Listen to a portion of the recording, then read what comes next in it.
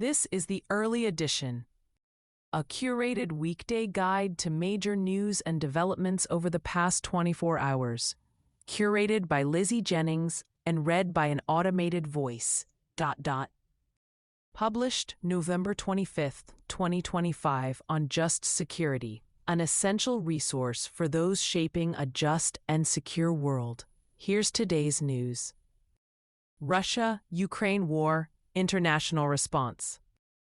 President Trump's 28-point peace plan to end the war in Ukraine now has 19 points following negotiations in Geneva, according to a Ukrainian official. A source told ABC News that the updated peace agreement no longer includes a strict limit on the size of the Ukrainian army, nor does it include a provision granting amnesty for acts committed during the war. As of now, after Geneva, there are fewer points, no longer 28. And a lot of the right things have been taken into account in this framework, Ukrainian President Volodymyr Zelensky said yesterday. It remains unclear exactly what points were removed. David Brennan reports. U.S. Army Secretary Dan Driscoll is set to meet with Russian officials in Abu Dhabi today to discuss the latest version of the peace framework negotiated in recent days between U.S. and Ukrainian officials in Geneva, according to a senior U.S. official. Paul McCleary reports for Politico. The Kremlin said yesterday that a European counter-proposal to the U.S. peace plan was not constructive and simply would not work for Russia. The European plan significantly altered the meaning and significance of key points on NATO and ceding territory, as outlined in Trump's 28-point plan. Vladimir Soldatkin reports for Reuters. Russia-Ukraine war. A Russian missile and drone attack on Kyiv this morning killed at least 6 people and injured 13, according to Zelensky.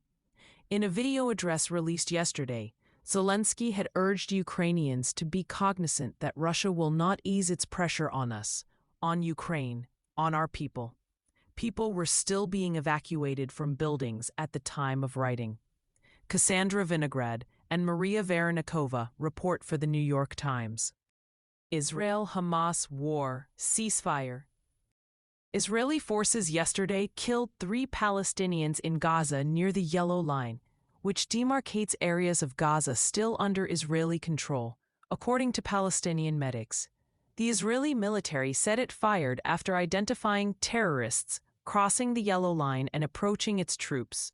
Nadal Al-Moghrabi and Alexander Cornwell report for Reuters. The U.S. and Israel-backed Gaza Humanitarian Foundation will officially close its operations in Gaza after suspending its work last month, according to GHF's director and 2 Israeli sources. We are winding down our operations as we have succeeded in our mission of showing there's a better way to deliver aid to Gazans, GHF Executive Director John Acree said in a statement. Tal Shalev and Eve Brennan report for CNN. Sudanese civil war. In response to international efforts, chiefly that of President Donald Trump, I announce a humanitarian ceasefire, including a cessation of hostilities for 3 months. General Mohammed Hamdan Dagalo, leader of the Sudanese Rapid Support Forces paramilitary, said yesterday. Dagalo's statement appeared to announce the unilateral ceasefire a day after the commander-in-chief of the Sudanese Armed Forces rejected a ceasefire proposal by the U.S.-led mediators. Nafisa El-Tahir and Khalid Abdelaziz report for Reuters. Amnesty International said in a report published today that the atrocities committed by the RSF in El Fasher constitute war crimes and may also constitute other crimes under international law. Sami Magdi reports for AP News. U.S. Caribbean and Pacific operations. Trump told his advisors that he is planning to speak directly with Venezuelan President Nicolas Maduro, administration officials told Axios. The sources said Trump's decision could be a sign that U.S. strikes or direct military intervention in Venezuela are not imminent. Nobody is planning to go in and shoot Maduro or snatch him at this point. I wouldn't say never, but that's not the plan right now, according to one official. Mark Caputo reports. Other global developments. Afghanistan's Taliban government today accused Pakistan of launching overnight strikes, killing 9 children and 1 adult woman. Chief spokesperson for the Taliban, Zabihullah Mujahid, described the attacks as atrocities, adding that at the appropriate time, Afghanistan will give the necessary response. Pakistan's military and government did not immediately comment on the allegation. Abdul Qadir Afghan and Munir Ahmed report for AP News. The UN World Food Programme announced today that nearly 35 million people in Nigeria could go hungry in 2026, adding that a surge in militant attacks and instability in northern Nigeria is driving hunger to record levels. The WFP also warned that it will run out of funds for emergency food and nutrition aid by December as a result of funding cuts. Elisa Balagobogo reports for Reuters. Tech developments. Trump yesterday signed an executive order launching the Genesis mission, a new federal effort to unleash a new age of AI-accelerated innovation and discovery.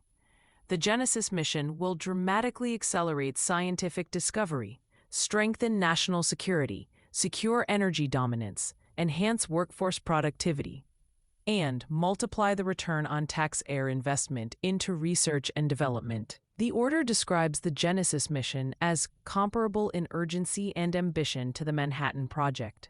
Jared Perlow reports for NBC News. U.S. Foreign Affairs. Following a call yesterday with Chinese President Xi Jinping, Trump said on social media that he accepted an invitation to visit Xi in Beijing in April. Chinese state media said that Xi had called Trump to maintain the positive momentum in their relationship since they met in South Korea last month. They are said to have discussed Ukraine, Taiwan, fentanyl, and soybeans. Anna Swanson and Alan Rappaport report for The New York Times. Trump yesterday signed an executive order that begins the process of designating certain chapters of the Muslim Brotherhood as foreign terrorist organizations and specially designated global terrorists, particularly those in Jordan, Lebanon, and Egypt. Alec Dent reports for The Washington Post. U.S. immigration developments. The Homeland Security Department announced yesterday that it is terminating the temporary protected status designation for Myanmar, finding that it is no longer needed because it is safe for citizens to return. The status will expire for the roughly 4,000 Myanmar nationals under this protection on January 26. Simon Lewis reports for Reuters. The Trump administration has ordered a broad review of all 233,000 refugees who entered the United States under the Biden administration, according to an internal government memo signed by U.S. Citizenship and Immigration Services Director Joe Edlow and seen by Reuters. The memo says that USCIS will terminate the refugee status of people already in the United States if they are found not to meet refugee criteria, claiming that the Biden administration potentially prioritized expediency and quantity over quality interviews and detailed screening. It also orders a halt to all processing of applications for permanent residence for refugees who entered under Biden. Ted Hessen and Christina Cook report. The Justice Department has changed its position and will no longer try to stop Democratic-led states from using federal grant money to provide legal help to undocumented immigrant victims of domestic violence and sexual assault. 19 states and the District of Columbia yesterday agreed to drop a lawsuit filed last month over the new grant conditions. Nate Raymond reports for Reuters. U.S. domestic developments. A federal judge yesterday dismissed separate criminal charges against the former FBI Director James B. Comey and New York Attorney General Letitia James, ruling that Lindsay Halligan had been unlawfully appointed as interim U.S. Attorney for the Eastern District of Virginia, and therefore had no lawful authority to present the indictments. The cases were dismissed without prejudice, meaning the Trump administration could potentially refile the charges under a properly appointed prosecutor. Attorney General Pam Bondi said yesterday that she will take all available legal action, including an immediate appeal, adding Lindsay Halligan is an excellent U.S. attorney, and shame on them for not wanting her in office. Alan Feuer and Devlin Barrett report for the New York Times. Rebecca Falconer reports for Axios. Attorney General Pam Bondi yesterday asked the Manhattan Federal Court to release sealed materials related to the grand jury investigation of Jeffrey Epstein and Ghislaine Maxwell. A Justice Department made this same request over the summer, but it was refused on grand jury secrecy grounds. In the new request, Bondi said the DOJ interprets the new Epstein Files Transparency Act as requiring the court to publish the grand jury and discovery materials. Benjamin Weiser reports for the New York Times.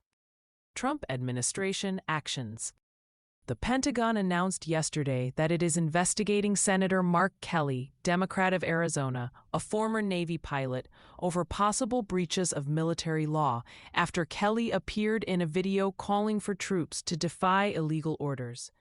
The Pentagon statement said Kelly may be recalled to active duty for court-martial proceedings or administrative measures, citing a federal law that allows for the recall of retired service members. Konstantin Toropin and Ben Finley report for AP News. Trump administration litigation. A veteran Justice Department official, Joseph Schnitt, filed a lawsuit yesterday against the DOJ, claiming that his First Amendment rights were violated when Attorney General Pam Bondi fired him in September after a conservative group published a video of Schnitt predicting that the DOJ would take a partisan approach to disclosing the Epstein files. They'll redact every Republican or conservative person in those files and leave all the liberal Democratic people in those files, Schnitt said in the video. Josh Gerstein reports for Politico. In case you missed it, yesterday on Just Security. As Trump presses for a post-Maduro Venezuela, questions, lessons, and warnings for the aftermath, by Peter J. Quaranto and Tyler Jess Thompson.